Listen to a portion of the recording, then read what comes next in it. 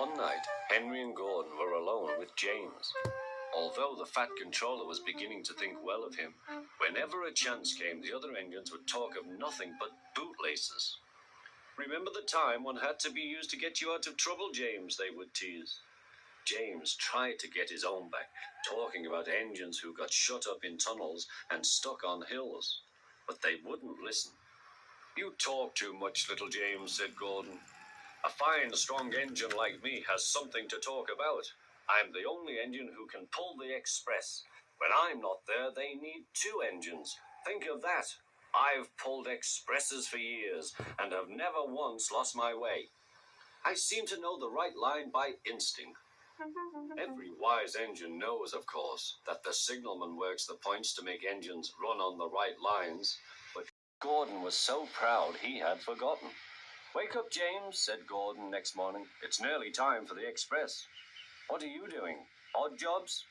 "Oh, well, we all have to begin somewhere, don't we? Run along now and get my coaches. Don't be late."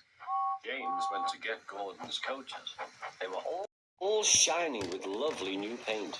He was careful not to bump them, and they followed him smoothly into the station, singing happily, "We're going away, we're going away."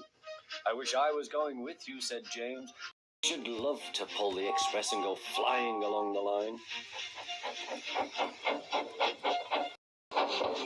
Gordon, with much noise and blowing of steam, got ready to back onto the train.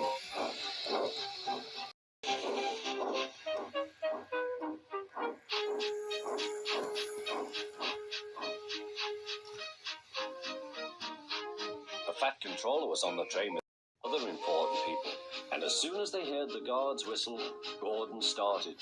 Look at me now," he puffed, and the coaches glided after him. "Poop, poop, poop, poop, poop. Goodbye, little James. See you tomorrow." James watched them disappear and then went back to work.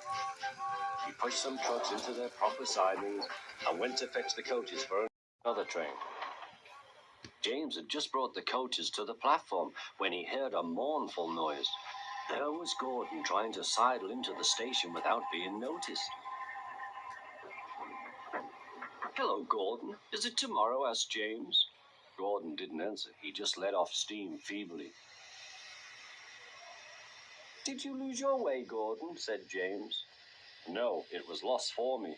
I was switched off the main line onto the loop. I had to go all round and back again." "Perhaps it was instinct," said James. While all the passengers hurried to the booking office. "We want our money back," they shouted. But the Fat Controller climbed on a trolley and blew the guard's whistle, so loudly that they all stopped to look at him. Then he promised them a new train at once. "Gordon can't do it," he said. "Will you pull it for us, James?" "Yes, sir. I'll try." So it was coupled on and everyone got in. "Do your best, James," said the Fat Controller.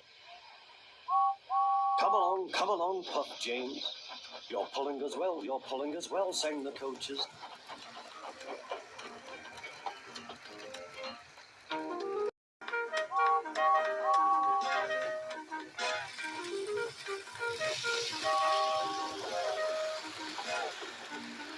Stations flashed by, the passengers cheered, and they soon reached the station. Everyone said thank you to James, and the Fat Controller was very impressed. "Well done," he said. "Would you like to pull the express sometimes?" "Yes, please," answered James. Next day, when James came by, Gordon was pushing trucks. "I like some quiet work for a change," he said.